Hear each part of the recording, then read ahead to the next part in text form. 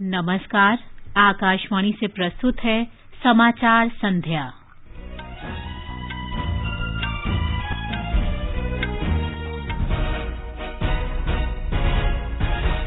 मुख्य निर्वाचन आयुक्त सुशील चंद्रा के नेतृत्व में निर्वाचन आयोग की टीम ने लखनऊ में राज्य के वरिष्ठ अधिकारियों के साथ आगामी विधानसभा चुनाव की तैयारियों की समीक्षा की।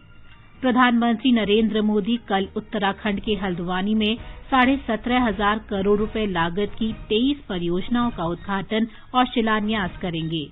प्रधानमंत्री शनिवार को प्रधानमंत्री किसान सम्मान निधि योजना की 10वीं किस्त जारी करेंगे। 20,000 करोड़ रुपए से अधिक की राशि 10 करोड़ से अधिक लाभार्थियों के खातों में भेजी जाएगी। राष्ट्रव्यापी टीकाकरण अभियान के अंतर्गत अब तक 143 करोड़ 25 लाख से अधिक कोविड रोधी टीके लगाए गए। स्वस्थ होने की दर 98.4%। अटल नवाचार मिशन और नीति आयोग ने इनोवेशंस फॉर यू और द इंजीनियर्स टिंकर्स के दूसरे संस्करण का विमोचन किया। झारखंड सरकार ने निम्न और मध्यम आय वर्ग के दोपहिया वाहन वालों के लिए पेट्रोल के मूल्य में 25 रुपए प्रति लीटर की राहत दी। भारत ने मिस्र को ब्रिक्स संगठन के न्यू डेवलपमेंट बैंक का चौथा सदस्य बनाए जाने का स्वागत किया। मौसम विभाग ने उत्तर पश्चिम भारत में अगले 2 दिनों में कड़ाके की शीतलहर की चेतावनी दी। सेंचुरियन में पहले क्रिकेट टेस्ट मैच में भारत ने दक्षिण अफ्रीका को 305 रन का लक्ष्य दिया। जवाब में दक्षिण अफ्रीका की खराब शुरुआत। समाचार संध्या में अतहर सईद के साथ मैं प्रियंका अरोड़ा। देश कोविड टीकाकरण अभियान के अंतर्गत 150 करोड़ टीके लगाने की दिशा में निरंतर आगे बढ़ रहा है। कोरोना वायरस का नया वेरिएंट मिलने से चिंताएं बढ़ी हैं। आपसे हमारी अपील है कि यथाशीघ्र दोनों टीके लगवाएं और अन्य लोगों को भी टीके लगवाने के लिए प्रेरित करें। कृपया 3 आसान उपायों का पालन अवश्य करें। मास्क लगाएं, 2 गज की सुरक्षित दूरी बनाए रखें, हाथ और चेहरा साफ रखें। कोविड से संबंधित किसी भी जानकारी और मार्गदर्शन के लिए राष्ट्रीय हेल्पलाइन नंबर 011-2397-8046 और 1075 पर संपर्क करें। अब समाचार विस्तार से।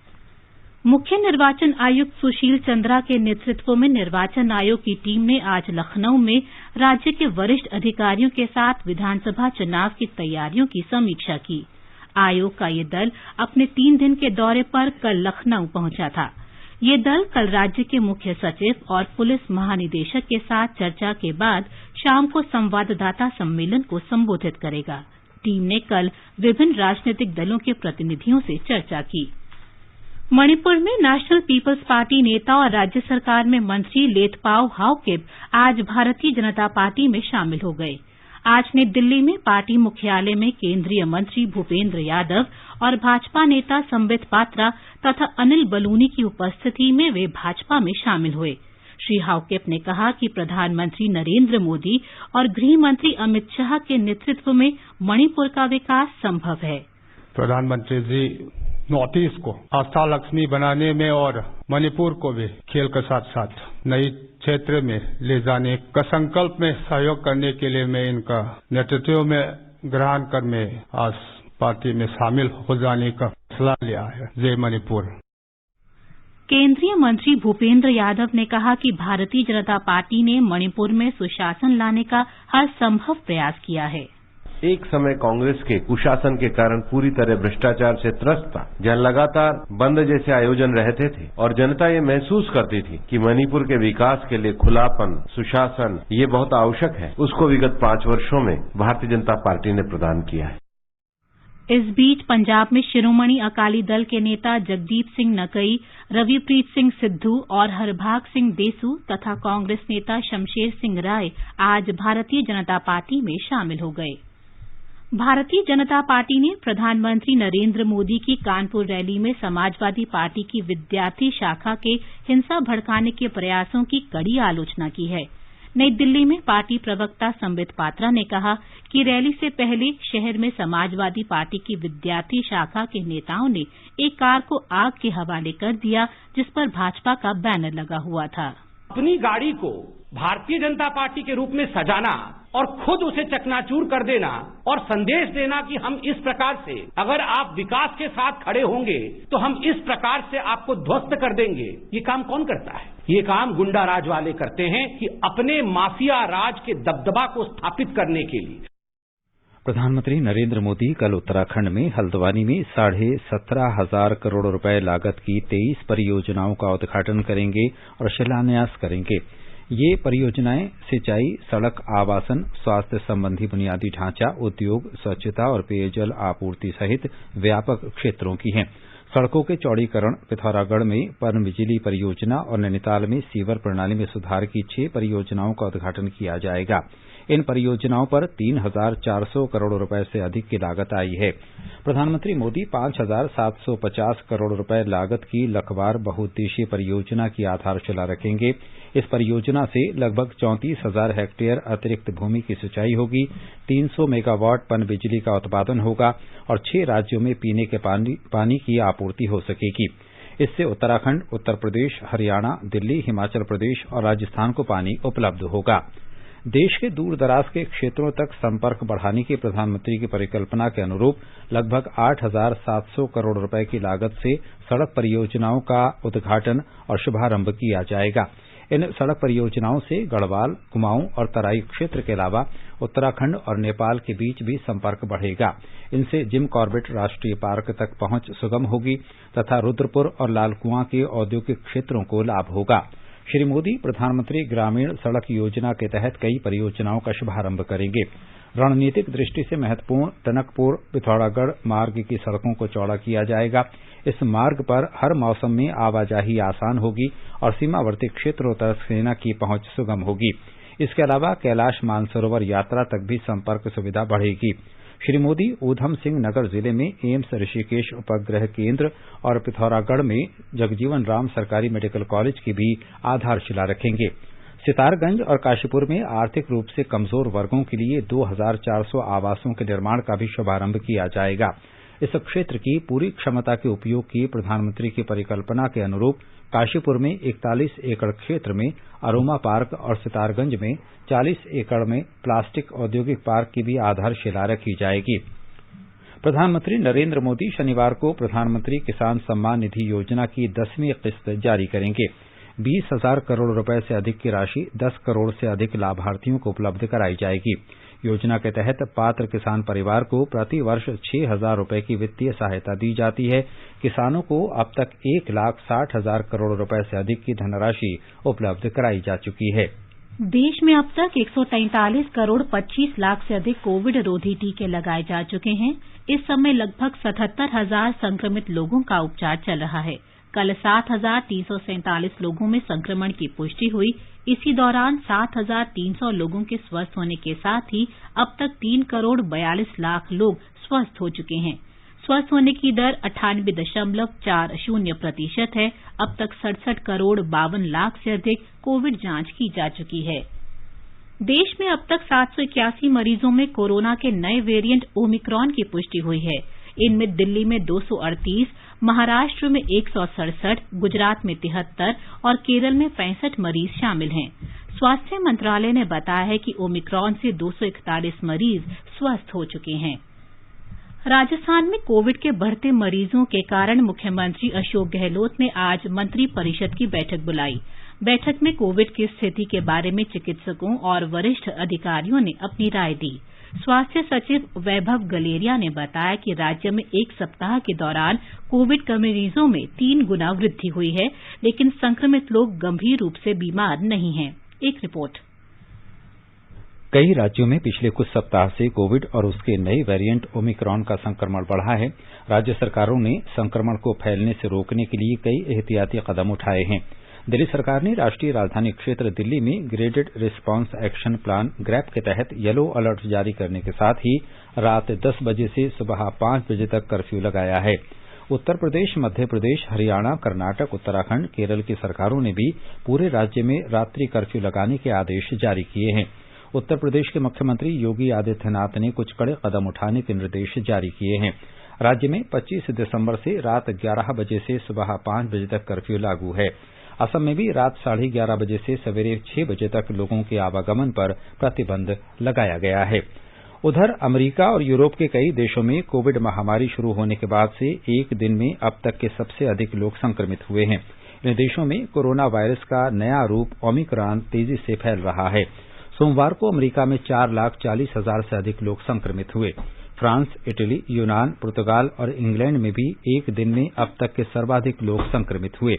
अधिकारियों ने बताया कि संक्रमित लोगों की संख्या में वृद्धि का कारण क्रिसमस की अवधि के दौरान रिपोर्ट मिलने में देरी हो सकता है। आकाशवाणी के समाचार सेवा प्रभाग के कोरोना जागरूकता श्रृंखला में मेदांता अस्पताल गुरुग्राम के डॉक्टर अरविंद कुमार ने बताया कि कोरोना का कोई भी वेरिएंट हो, इलाज वही रहेगा जो पिछले वर्ष था। ओमिक्रॉन का वेरिएंट हो या डेल्टा हो या कोई और हो, जो ट्रीटमेंट है वो वही रहता है जो हमने लास्ट ईयर भी पॉलिसी फॉलो की थी कि केसेस को माइल्ड, मॉडरेट, सीवियर 3 कैटेगरीज में डिवाइड किया जाता है। माइल्ड केसेस में यूजुअली फीवर होता है, उनको सिम्प्टोमैटिक ट्रीटमेंट दिया जाता है। अगर बहुत हाई फीवर है, सांस फूल रही है, खांसी परसिस्ट कर रही है, ऑक्सीजन लेवल्स लो हो रहे हैं या कोई गफलत जैसी स्थिति आ रही है, तो इन 4-5 वार्निंग सिग्नल्स के होने की सूरत में आपको अस्पताल में जाना है। अदरवाइज माइल्ड केसेस को होम आइसोलेशन में ट्रीट किया जाता है। आकाशवाणी के समाचार सेवा प्रभाग के कोरोना जागरूकता श्रृंखला में फोन इन कार्यक्रम में नई दिल्ली के सफदरजंग अस्पताल की डॉक्टर रूपाली मलिक श्रोताओं के प्रश्नों के उत्तर देंगी। कार्यक्रम FM गोल्ड और अतिरिक्त मीटरों पर रात 9:30 बजे से सुना जा सकता है। श्रोता टेलीफोन नंबर 011-2342-1230 और 011-2342-1764 पर प्रश्न पूछ सकते हैं। Twitter handle @AIR News Alerts #AskAIR पर भी सवाल पोस्ट किए जा सकते हैं। ये समाचार हमारी वेबसाइट newsonair.com/hindi और हमारे mobile app news on AIR पर भी उपलब्ध हैं। चाहते हो जिंदगी में भरना उड़ान, अगर आपकी मंजिल हो आसमान, गर्व हो महसूस पहनकर यूनिफॉर्म, तो ज्वाइन करिए इंडियन एयरफोर्स। भर्तियां 1 दिसंबर 2021 से शुरू। ऑनलाइन अप्लाई करने के लिए careerindianairforce.cdac.in पर लॉगिन करिए। सबका साथ, सबका विकास, सबका विश्वास, सबका प्रयास। सबके प्रयास से हो रहा है राष्ट्र निर्माण, जिसमें इनकम टैक्स है आपका योगदान। और जब ई-फाइलिंग से हुआ है इनकम टैक्स रिटर्न भरना इतना आसान, तो फिर देर क्यों करें? 31 दिसंबर 2021 या उससे पहले www.incometax.gov.in पर अपनी इनकम टैक्स रिटर्न को ई-फाइल करना ना भूलें। समय से इनकम टैक्स रिटर्न भरने पर रिफंड्स भी जल्दी आ जाते हैं। लॉसेस को कैरी फॉरवर्ड किया जा सकता है। लोन और वीजा एप्लीकेशन की प्रोसेसिंग में भी ITR सहायक है। नए ई-फाइलिंग पोर्टल पर 3 करोड़ से भी अधिक इनकम टैक्स रिटर्न फाइल किए जा चुके हैं। तो फिर आप भी समय न गवाएं। आज ही अपने इनकम टैक्स रिटर्न को ई-फाइल करें। अधिक जानकारी और रिटर्न फाइल करने के लिए विजिट करें www.incometax.gov.in। तो भाइयों बहनों, सरकार की नीयत साफ होती है, सोच ईमानदार होती है, तो काम भी दमदार होता है। पिछले 4.5 सालों में उत्तर प्रदेश सरकार की ईमानदार सोच और दमदार काम से यूपी बन रहा है नंबर 1। यूपी में विकास होता रहेगा लगातार। सोच ईमानदार, काम दमदार। 2017 से पहले भैंस ढूंढने वाली पुलिस 2017 के बाद अपराधियों को काबू करती है। फर्क साफ है। 2017 से पहले जो लड़के हैं गलती हो जाती है बोलकर छूट जाते थे। 2017 के बाद उन अपराधियों पर होती है कार्यवाही। समाचार संध्या में आपका फिर स्वागत है। आगे बढ़ने से पहले मुख्य समाचारों पर एक नजर। मुख्य निर्वाचन आयुक्त सुशील चंद्रा के नेतृत्व में निर्वाचन आयोग की टीम ने लखनऊ में राज्य के वरिष्ठ अधिकारियों के साथ आगामी विधानसभा चुनाव की तैयारियों की समीक्षा की। प्रधानमंत्री नरेंद्र मोदी कल उत्तराखंड के हल्द्वानी में 17,500 करोड़ रुपए लागत की 23 परियोजनाओं का उद्घाटन और शिलान्यास करेंगे। प्रधानमंत्री शनिवार को प्रधानमंत्री किसान सम्मान निधि योजना की 10वीं किस्त जारी करेंगे। 20,000 करोड़ रुपए से अधिक की राशि 10 करोड़ से अधिक लाभार्थियों के खातों में भेजी जाएगी। राष्ट्रव्यापी टीकाकरण अभियान के अंतर्गत अब तक 143 करोड़ 25 लाख से अधिक कोविड रोधी टीके लगाए गए। स्वस्थ होने की दर 98.4%। अटल नवाचार मिशन और नीति आयोग ने इनोवेशन फॉर यू और द इंजीनियर्स टिंकर्स के दूसरे संस्करण का विमोचन किया। झारखंड सरकार ने निम्न और मध्यम आय वर्ग के दोपहिया वाहन वालों को पेट्रोल के मूल्य में 25 रुपए प्रति लीटर की राहत दी। भारत ने मिस्र को ब्रिक्स संगठन के न्यू डेवलपमेंट बैंक का चौथा सदस्य बनाए जाने का स्वागत किया। मौसम विभाग ने उत्तर पश्चिम भारत में अगले 2 दिनों में कड़ाके की शीतलहर की चेतावनी दी। सेंचुरियन में पहले क्रिकेट टेस्ट मैच में भारत ने दक्षिण अफ्रीका को 305 रन का लक्ष्य दिया। जवाब में दक्षिण अफ्रीका की खराब शुरुआत।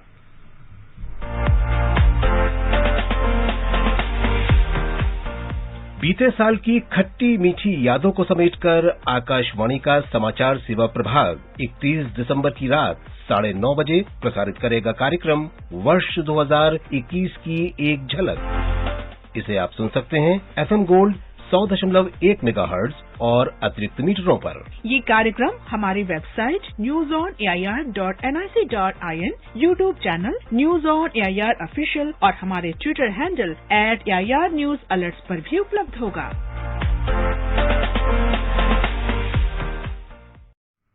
भारतीय औषध महानियंत्रक ने कोविड की एक और स्वदेशी वैक्सीन कोर्बेवैक्स के आपात उपयोग की अनुमति दे दी है। इसे बायोलॉजिकल ई लिमिटेड ने विकसित किया है। ये भारत की पहली स्वदेश विकसित प्रोटीन वैक्सीन है। ये वैक्सीन महामारी से निपटने में देश के प्रयासों को और मजबूत करेगी।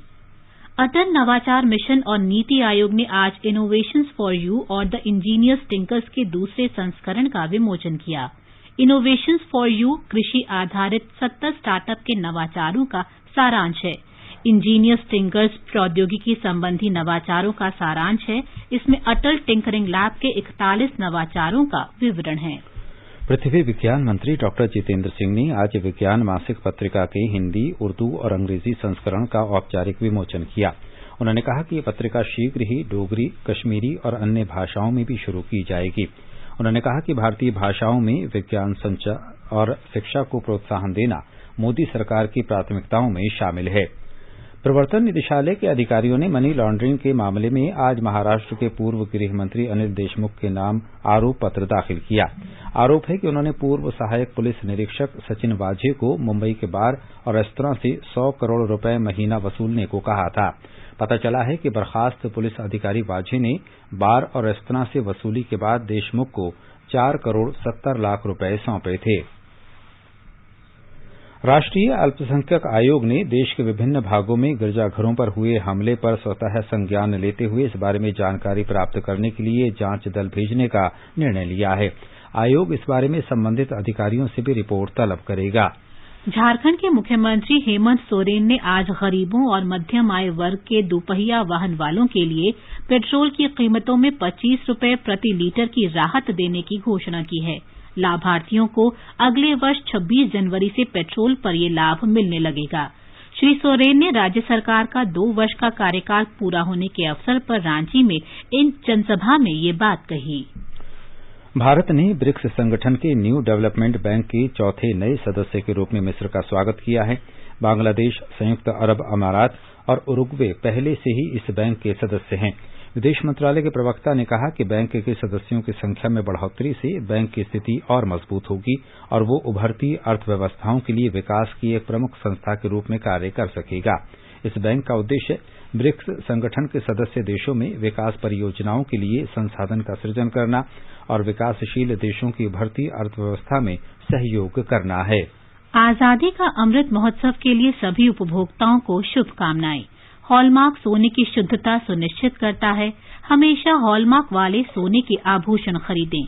उपभोक्ता संबंधित किसी भी शिकायत के लिए कृपया राष्ट्रीय उपभोक्ता हेल्पलाइन के टोल फ्री नंबर 14404 पर संपर्क करें। उपभोक्ता मामले विभाग, भारत सरकार द्वारा जनहित में जारी। जागो ग्राहक जागो। ये आकाशवाणी है। आजादी का अमृत महोत्सव के अंतर्गत आइए अब सुनते हैं आकाशवाणी की विशेष प्रस्तुति आजादी का सफर। आजादी का अमृत महोत्सव।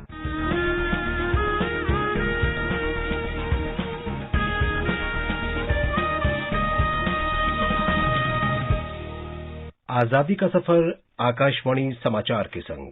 एक राष्ट्र का जन्म। भारत का गौरवशाली स्वतंत्रता संग्राम आधुनिक विश्व के महानतम संघर्षों में से एक है। आकाशवाणी समाचार आपके लिए प्रतिदिन इस संग्राम की एक झलक लेकर आता है। जननी जननी जन्मभूमिश्च जन्मभूमिश्च स्वर्गादपि स्वर्गादपि गरीयसी।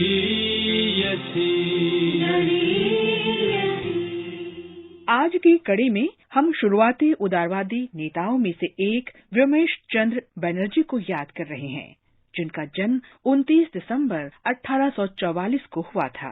वे भारतीय राष्ट्रीय कांग्रेस के सह संस्थापक और पहले अध्यक्ष थे। तू ही जन्मभूमि पवित्र भारत भूमि। व्योमेश चंद्र बनर्जी ने इंग्लैंड में कानून की पढ़ाई के लिए सरकारी छात्रवृत्ति हासिल की। जून 1867 में उन्हें वहां की बार में बुलाया गया। इंग्लैंड में उन्होंने लंदन इंडियन सोसाइटी की स्थापना की और भारत में प्रतिनिधि तथा जिम्मेदार सरकार की हिमायत की।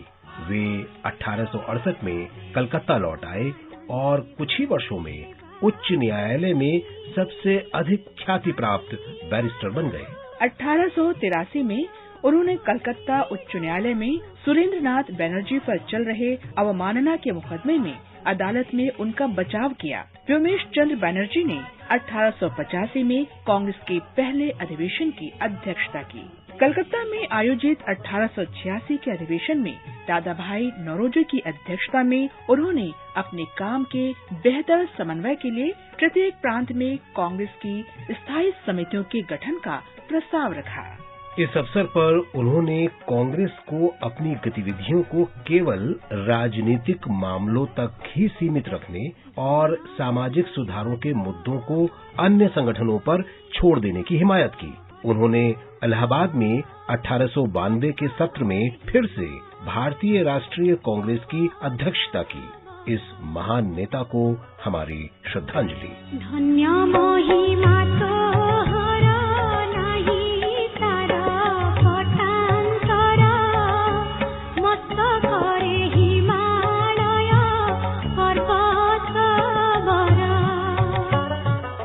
आज हम याद कर रहे हैं क्रांतिकारी स्वतंत्रता सेनानी भूपेंद्र कुमार दत्ता को, जिनकी आज पुण्यतिथि है। 1979 में आज ही के दिन उनका निधन हुआ था।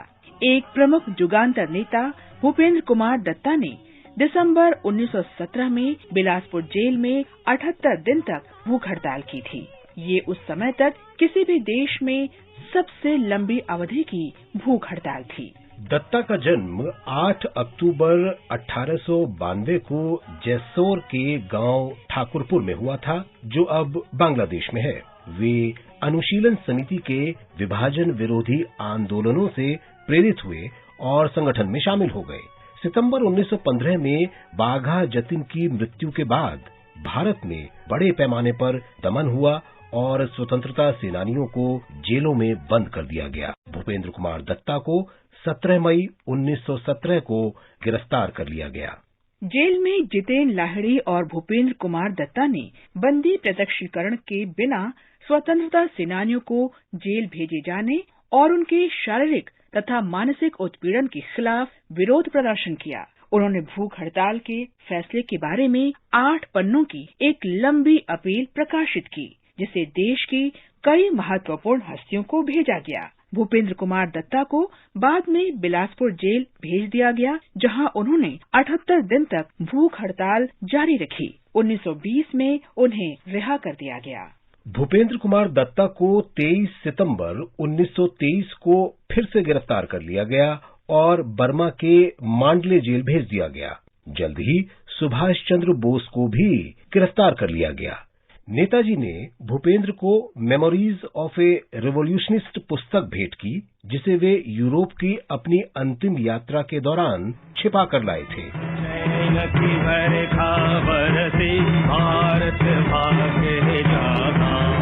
पंजाब, सिंध, गुजरात, मराठा, द्राविड़, उत्कल, बंगा। 1928 में अपनी रिहाई के बाद भूपेंद्र ने विभिन्न जुगांतर नेताओं के साथ संपर्क बनाए रखने, पत्रिकाओं का संपादन करने, हथियार इकट्ठा करने और उन्हें वितरित करने का काम फिर से शुरू किया। 1930 में चटगांव शस्त्रागार छापे के फरार क्रांतिकारियों को पनाह देने पर उन्हें फिर से 8 साल के लिए जेल में डाल दिया गया था। उन्होंने साप्ताहिक समाचार पत्र फॉरवर्ड का संपादन किया। 1941 में उन्हें फिर से 5 साल के लिए हिरासत में ले लिया गया। भूपेंद्र विभाजन के बाद सांप्रदायिक दंगों के पीड़ितों को बचाने के लिए पूर्वी पाकिस्तान में सक्रिय रहे। वे संसद सदस्य भी चुने गए। उन्होंने 1948 में पाकिस्तान की संविधान सभा में बांग्ला को पाकिस्तान की आधिकारिक भाषा बनाने के प्रस्ताव का समर्थन किया। 1962 में वे भारत लौट आए और स्वयं को राष्ट्र सेवा में समर्पित कर दिया। इस महान स्वतंत्रता सेनानी को हमारा सलाम।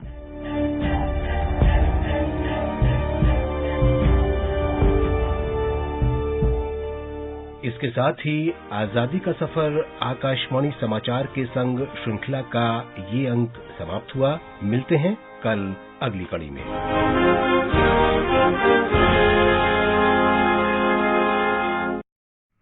थल सेना द्वारा गठित जांच आयोग की टीम ने आज नागालैंड के मोन में 4 दिसंबर की घटना की जांच के लिए ओटिंग गांव का दौरा किया। एक मेजर जनरल के नेतृत्व में जांच दल ने घटना के साक्षियों से भी बात की। इस बीच नागालैंड सरकार ने इस घटना की जांच के लिए विशेष जांच दल का गठन किया है। इस घटना में 13 नागरिकों की मौत हो गई थी। मौसम विभाग ने उत्तर भारत के कुछ राज्यों में इस सप्ताह के अंत तक शीतलहर की स्थिति बने रहने की संभावना व्यक्त की है। कल तक उत्तर पश्चिम भारत के अधिकांश हिस्सों में न्यूनतम तापमान 2 से 4 डिग्री सेल्सियस तक कम होने की संभावना है। विभाग के अनुसार 31 दिसंबर से 2 जनवरी तक पंजाब, हरियाणा और चंडीगढ़ में, जबकि उत्तरी राजस्थान में भी 1 और 2 जनवरी को शीतलहर की स्थिति बनी रहने की संभावना है। पंजाब, हरियाणा और उत्तरी राजस्थान के कुछ इलाकों में अगले 3 दिनों के दौरान रात और सुबह के समय घना कोहरा छाया रह सकता है। सेंचुरियन में पहले क्रिकेट टेस्ट मैच में भारत ने दक्षिण अफ्रीका को 305 रन का लक्ष्य दिया है। दक्षिण अफ्रीका ने ताजा समाचार मिलने तक 2 विकेट पर 59 रन बना लिए थे। चौथे दिन आज भारत की दूसरी पारी 174 रन पर सिमट गई। दक्षिण अफ्रीका ने पहली पारी में 197 रन बनाए थे। आकाशवाणी का समाचार सेवा प्रभाग आज रात वर्षांत श्रृंखला के तहत अपने स्पॉटलाइट कार्यक्रम में जनजातीय कार्य मंत्री अर्जुन मुंडा के साथ उनके मंत्रालय की उपलब्धियों और योजनाओं पर विशेष भेंटवार्ता प्रसारित करेगा। विशेष भेंटवार्ता FM गोल्ड चैनल तथा अतिरिक्त मीटरों पर रात्रि 9:15 बजे से सुनी जा सकेगी। ये कार्यक्रम हमारी वेबसाइट newsonair.nic.in तथा हमारी YouTube channel news on AIR official पर भी उपलब्ध रहेगा। अंत में मुख्य समाचार एक बार फिर। मुख्य निर्वाचन आयुक्त सुशील चंद्रा के नेतृत्व में निर्वाचन आयोग की टीम ने लखनऊ में राज्य के वरिष्ठ अधिकारियों के साथ आगामी विधानसभा चुनाव की तैयारियों की समीक्षा की। प्रधानमंत्री नरेंद्र मोदी कल उत्तराखंड के हल्द्वानी में 17,500 करोड़ रुपए लागत की 23 परियोजनाओं का उद्घाटन और शिलान्यास करेंगे। प्रधानमंत्री शनिवार को प्रधानमंत्री किसान सम्मान निधि योजना की 10वीं किस्त जारी करेंगे। 20,000 करोड़ रुपए से अधिक की राशि 10 करोड़ से अधिक लाभार्थियों के खातों में भेजी जाएगी। राष्ट्रव्यापी टीकाकरण अभियान के अंतर्गत अब तक 143 करोड़ 25 लाख से अधिक कोविड रोधी टीके लगाए गए। स्वस्थ होने की दर 98.4%। अटल नवाचार मिशन और नीति आयोग ने इनोवेशंस फॉर यू और द इंजीनियर्स टिंकर्स के दूसरे संस्करण का विमोचन किया। झारखंड सरकार ने निम्न और मध्यम आय वर्ग के 2 पहिया वाहन वालों को पेट्रोल के मूल्य में 25 रुपए प्रति लीटर की राहत दी। मौसम विभाग ने उत्तर पश्चिम भारत में अगले 2 दिनों में कड़ाके की शीतलहर की चेतावनी दी और सेंचुरियन में पहले क्रिकेट टेस्ट मैच में भारत ने दक्षिण अफ्रीका को 305 रन का लक्ष्य दिया। इसके साथ ही समाचार संध्या का ये अंक समाप्त हुआ। नमस्कार।